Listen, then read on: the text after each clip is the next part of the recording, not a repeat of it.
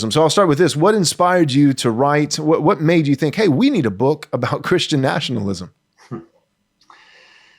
Yeah, I mean, it was a term of derision. I mean, it actually was used in the 19th century, a little bit in the civil rights era.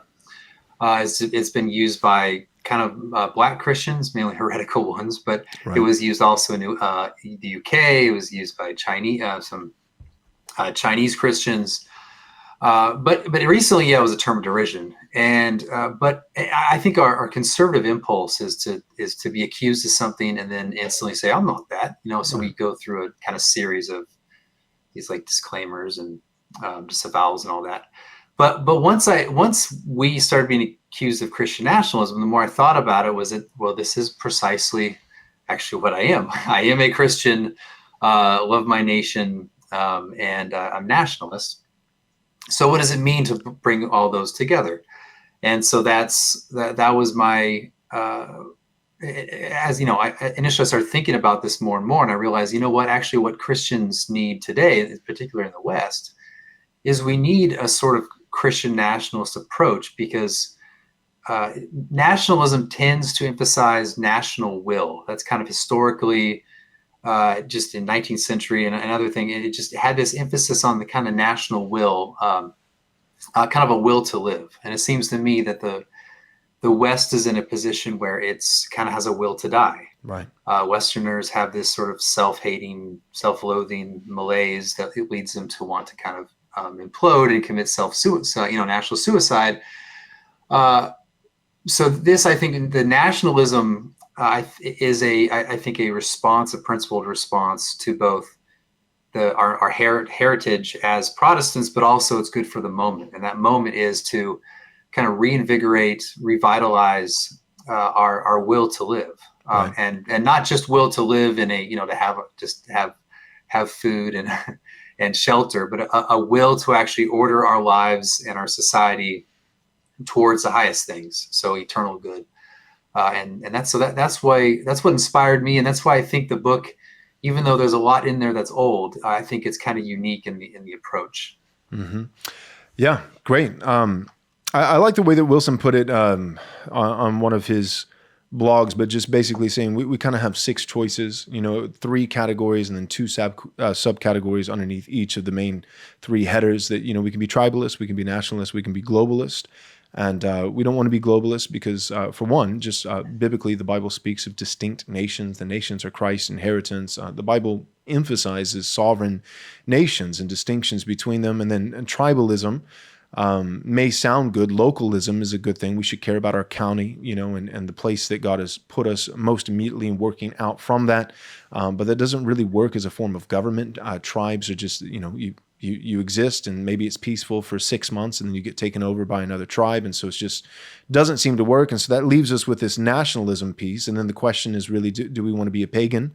Do we want pagan nationalism, secular humanistic nationalism, or Christian? So the 6 categories being, secular tribalism versus, Christian tribalism, secular globalism, Christian globalism, and then secular nationalism versus, versus Christian nationalism. And it seems like as a nation, we've been heading towards certainly secularism for quite a while now, but then more recently, kind of secular globalism, and that doesn't seem like it's panning out well. And so it seems like a return to a focus on nations, individual, sovereign, distinct nations, and patriotism and those kinds of things, and then looking to God as the question is, by what standard?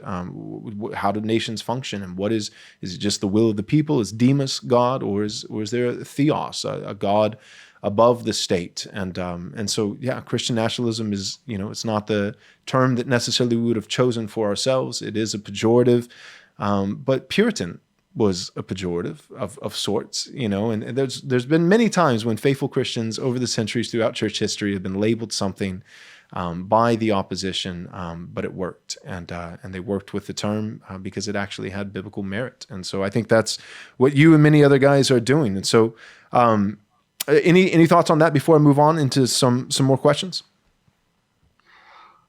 Well, I would just say that I I'm not just taking the term because as a way to troll, I'm Right. not saying you implied this, but I actually think it's a good term for our moment. And so in a way, I'm like grateful for the people who came up with it, thinking that it was going to be, as a pejorative, it's going to beat down these Christians and call them Christian nationalists. I mean, in a way, I'm thankful because I think it is the right term for the moment. I agree. And I think it's the right term for all moments, but I think in particular this one, the things that are emphasized in nationalism, particularly that sense of drive, that will, that's saying we are going to seek after our good, we're going to act, we're going to have resolve. That is what is kind of inherent to the emphasis of the term nationalism.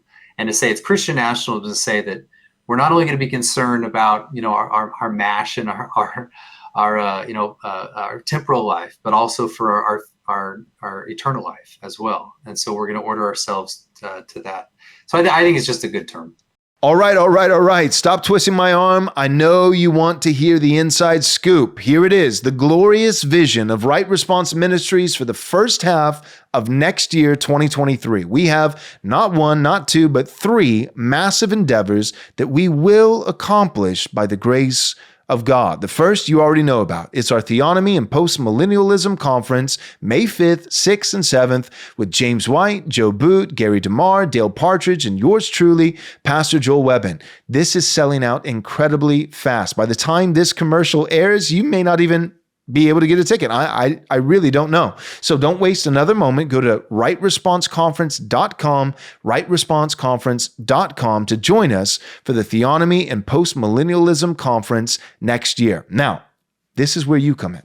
We need your help. Our next two endeavors are, number one, a documentary style film, and number two, a brand new studio. Both of these things are seeking to accomplish one primary goal, which is excellent, high quality, glorious Christian media. We are tired of as Christians doing things poorly. We've done our best with what we have, but by God's grace, we want to do even better. This is not going to be just another video. This is not going to be a sermon or an interview or a podcast, but we're going to make a documentary style film. And we're going to be hiring Nathan Anderson, the director of On Earth as It Is in Heaven, a very, very successful postmillennialism documentary that's on Amazon and YouTube, came out a couple years ago. He's going to be flying in from Chile to help us direct this film. And our documentary is going to be on postmillennialism and theonomy, why it's biblically valid, why it's absolutely necessary, and why, by the grace of God, theonomy and postmillennialism are currently on the rise. So we're going to make this film, and we need your support. And not just this film, but we're going to make all of our videos and podcasting and everything we do here at Right Response Ministries better. We want to achieve the highest level of quality and Christian excellence that we possibly can. That's where the new studio comes in. This new film, our date that we're shooting for is that it would be complete and publicly available in May or June of 2023, next year. The studio, our goal is that it would be completely done in its construction and the equipment and the setup and the stage and everything by January, February of 2023 next year. We need your prayers.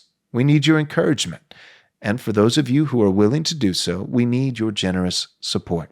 You can give towards these endeavors by going to rightresponseministries.com/donate. Again, that's rightresponseministries.com/donate. Thank you so much for all your help. God bless.